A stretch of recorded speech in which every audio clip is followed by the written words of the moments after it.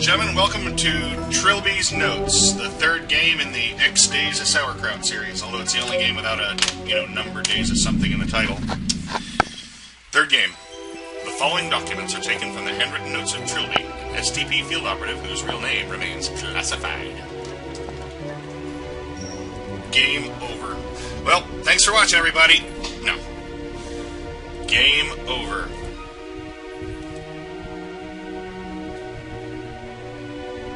That was what I thought as I stood and watched Defoe Manor collapse into flaming ash. The ordeal was over. Those 5 days had cost us all so much. Philip and AJ paid with their lives.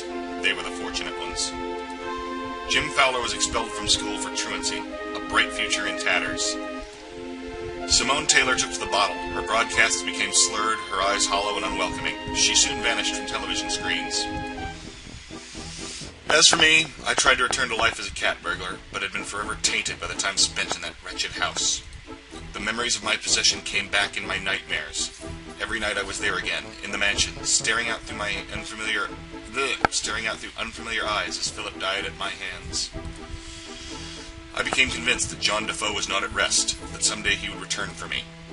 I became so terrified of invisible enemies that I forgot about the tangible ones. Trilby caught, infamous thief captured in police sting. 2 slow, miserable years after the Defoe Manor, a barrage of truncheon blows taught me a harsh lesson in reality, and I woke up in the kind of filthy cell I assumed would be my new home. But then he came, the man from the government, with his nervous smile, offering an alternative. The STP, or Special Talent Project. It hadn't been that much earlier that I would have sooner died than entered an obligation with anyone, least of all the government. Had Defoe Manor changed me so much? Whatever my reasons, I left my past behind and resolved to give my new superiors nothing to complain about. I spent a year and a half completing assignments, developing contacts, building a reputation. And then, the past caught up. That was a terrible dramatic sting. Way too early.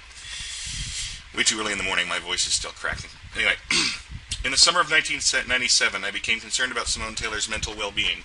The papers were reporting her continual breakdown. She had become a virtual recluse. I had no idea if my appearance would assist or hinder. I had, after all, deliberately allowed her to think me dead. Presumably she knew different now after the media coverage of my arrest, but I would expect her to be bitter about the subterfuge. On balance, I decided a meeting with an old friend would most likely be beneficial, and I came to her apartment building on a warm, stormy night and braced myself for the encounter. Alright, this one's a little different. This one's done with the keyboard, and annoyingly enough, all the keyboard.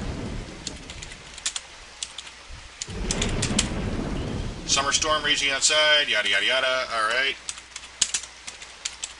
Eat window. Okay, I can't do that. Knock on door. I had no business with Simone's neighbor. Alright, so this is Simone's door. Get light bulb.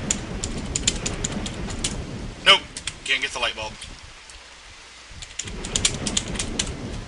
Basic security measures ensured that was impossible. I can't open the door. Okay. Knock on door. Undo. I knocked sharply on Simone's door. Knock on door. No reply again. No, still no response. The doorman had assured me Simone was in. I decided it was time to enter by my own methods. We're Trilby the thief, after all. I realized that Simone could have been in trouble, and even if she wasn't, then at worst I was only playing to my reputation. I spent a few minutes feverishly picking the lock, then let myself in. Ah, it's dark as crap in here. Look window.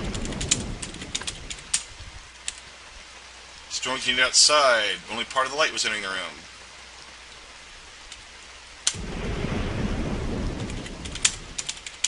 Open the window blind. Yay, now we can still not see. Oh well. Ah! Ah!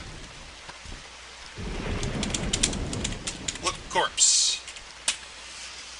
The body on the floor was undoubtedly Simone. I felt for a pulse and my hands came away with long, cooled blood. My fingers traced the outline of a large wound in her torso, slashed by a big weapon, wielded by a big assailant. I called for an ambulance, as futile as it would be, and left before they arrived.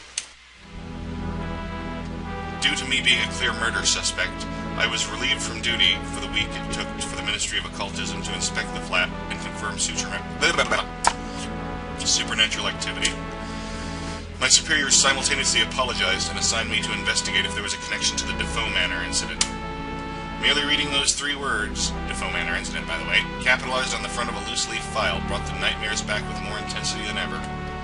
Sure enough, a field agent reported that looters had discovered and sold several artifacts from the mansion, including the wooden idol that housed John Defoe's soul. To my surprise, no murders had been reported or committed by anyone who had come into contact with the accursed trinket. I did not find this reassuring. I quickly advised James Fowler to go into hiding. He was stunned, but agreed. The boy had sense and still responded. Bleh! Still respected my judgment. Man, I should not game at 5 a.m. This done, I began following the idol's trail from the pawn shop it had entered. Began following the idol's trail. From the pawn shop, it entered the possession of Philip Albed Chahal, what a familiar name, an authoritative historian. He had scheduled some kind of antique fair in the Clanbronwyn Hotel on a small island off the coast of Anglesey, popular with tourists. Assuming the role of a scholar of antiquities, I booked a room, because I was awesome. On the 28th of July, 1997, I caught a ferry from Portchog in Anglesey and arrived around 3 p.m. in Clanbronwyn Island's coastal village. It seemed a peaceful hamlet, and in defiance of stereotype, the locals were welcoming and told me no local legends to dissuade me from exploring the island. The Clanbronwyn Hotel was in the island's center, surrounded by forest. I made my way there on foot. Yay! Hey, who are you? You're Trilby, right? As soon as I arrived, I was greeted by a balding man in a gray anorak. I wonder if I was expected to know who he was. That depends. My name is Lankman. I'm with the Ministry of Occultism. Oh? I thought the ministry was clear on the fact I was handling this on my own. Maybe there are still people who don't trust you, Mr. Trilby. What? I haven't stolen anything since I joined the STP. Your colorful past is not what concerns my superiors. It hasn't gone unnoticed your history with the Defoe Wraith and how it influences you psychologically. I'm sure you resist it, but it could still cause you to act irrationally and disobey orders. Everyone feels just a little safer with someone else on the ground. I see. You can rest assured I will endeavor to maintain absolute professionalism on this assignment. Nevertheless, I have my orders. I would suggest we keep out of each other's way then and pursue separate investigations. I'm sure I don't want to get mixed up in a reunion. Alright. I watched him disappear around the corner of the building. I very much doubted Lankman and I would become friends. Lankman. Bah! I'm going in the hotel now. The Clanbronwyn lobby was a warm welcome. The building was certainly well maintained, and yet there was something about it that nagged at the back of my mind, quickening my pulse.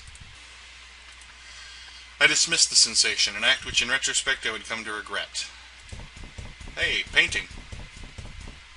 Excuse me, Terence Relby. I have a reservation. We've put you in floor 3C on the 3rd floor, if you'd just like to sign the check-in book. Hello, Bethan. Just letting you know I'll be having dinner in my room today.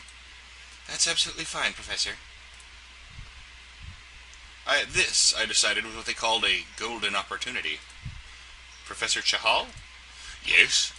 I'm afraid you have me at a disadvantage. Relby, Terence Relby, we met at Sotheby's a few months ago? Oh, you don't remember me? No, of course I do. Terence Relby, how have you been? The astute reader has already guessed that both Terence Relby and the previous meeting were utter fiction. I had spent some months studying Chahal's movements and habits. He was by all accounts absent-minded, and that was something I could use. Well, thanks. I was hoping to run into you. I'd heard interesting things about the items you're showcasing here. You remember I do freelance scouting for wealthy collectors? Yes. Well, a client of mine's been interested in Defoe artifacts. Sorry about that. He's been on my back a while. Between you and me, he seems pretty obsessed. What remained of Chahal's suspicion melted from his expression as the opportunity to make money entered the conversation. Well, I wouldn't want to damage your professional status. Would you like to come up to my room for drinks? I don't swing that way. No imposition at all. Please, follow me. Please, lead the way, Professor. Man, I shouldn't click at all, because sometimes I'm clicking to advance and sometimes I'm skipping messages. Abed, who's your friend? Oh, let me introduce you. This is my personal assistant, Siobhan. She accompanies me on most of my excursions. Siobhan, this is Mr. Relby, an old acquaintance. He's looking for information on Defoe artifacts. Oh, really? Him and half the people we meet? What is it about that place? Never underestimate the attraction of a good mystery, my dear. Take a seat, Terry. I'll be right with you.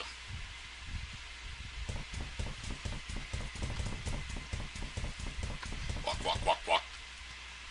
So, interested in ghost stories. The girl struck me as a forceful personality. I gave the matter some thought before replying. Hello? Game? Alright. Not really. I'm just scouting on behalf of a client, like I told the professor. You know, it's strange to see someone as young as you in the antiques trade. I think I went Scottish all of a sudden. And come to think of it, I thought only old men dressed like that. No offense. None taken. I didn't catch your last name. It's O'Malley. Siobhan O'Malley? Couldn't be more Irish if I tried, could it? Sorry to keep you waiting, dear boy. Now, what shall we talk about? Alright. Talk about... I was talking to myself. No. Talk about... Idol. What about that painting in the lobby? In the painting in the lobby. Nope. Talk about Idol. Tell me, does a huge man in a welding mask and leather apron mean anything to you? Not really, should it? It's a small African figurine that my client wants me to look into, resembling a rather ugly tribal god. That old thing? Honestly, despite its age, it's virtually valueless. That's what I said, but my client is very insistent. He's interested in the paranormal, and the idol features in some of the more unlikely accounts of the Defoe Manor incident. I'm afraid to click to advance the... There we go. Well, I don't suppose I should ask questions if this man of yours wants to take it off my hands. I don't have it on me right now. It's being kept in the hotel safe. Perhaps we can work out a deal after the fair. I had intended to display it with the other Defoe artifacts. Inwardly, I wanted to get this mission completed as fast as possible, but I didn't want to risk suspicion or giving the wrong impression. That'll be fine. So, out of interest, what else have you picked up from the mansion? Odds and ends, basically. Silverware, most of a burnt rocking chair, some pottery, and the painting, of course. Painting? A landscape from a wall in the mountain mansion's lounge. Of little artistic value, but the artist features prominently in Defoe Manor's colorful history. Matthew Defoe?